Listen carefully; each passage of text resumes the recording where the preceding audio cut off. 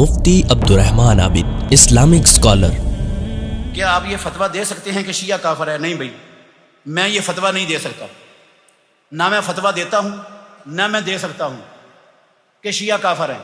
یہ فتویٰ دیتا ہوں میں اور یہ دے سکتا ہوں کہ جس شخص کا یہ عقیدہ ہے کہ یہ والا قرآن جو موجود ہے دنیا میں یہ اصلی قرآن نہیں ہے، یہ تحریف شدہ ہے، وہ بندہ پکا ہی کافر ہے، وہ بندہ پکا ٹھکا گھڑا مچھا کافر ہے۔ یہ فتویٰ دے سکتا ہوں۔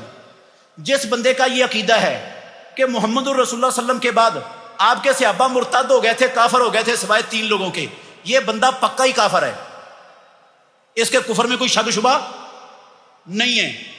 سمجھ آئی؟ جس بندے کا یہ عقیدہ ہے کہ امہات المومنین میں سے بعض ازواج مطہرات بدکارہ تھی، یہ بندہ پکا کافر ہے، چاہے وہ شیعہ ہے، چاہے وہابی ہے، چاہے سنی ہے، چاہے دیوبندی ہے، چاہے بریلوی ہے، وہ پکا کافر ہے۔ سمجھ آ گئی؟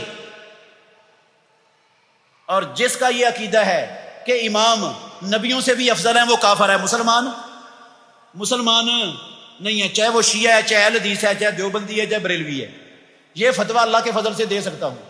باقی مجھے یہ نہیں پتا کہ شیعہ کافر ہے یا نہیں۔ یہ پتہ ہے جو اس قرآن کو اصلی قرآن نہیں مانتا وہ کافر ہے۔ یہ پتہ ہے مجھے کہ جو صحابہ کو کافر کہتا ہے وہ کافر ہے۔ یہ پتہ ہے جو امہات المومنین کو بدکار کہتا ہے وہ کافر ہے۔ یہ پتہ ہے جو اماموں کو نبیوں سے افضل سمجھتا ہے وہ کافر ہے۔ بہترین صدقہ جاریہ حاصل کرنے کے لیے اس ویڈیو کو لائک، کمنٹ اور شیئر کرنا مت بھولیں۔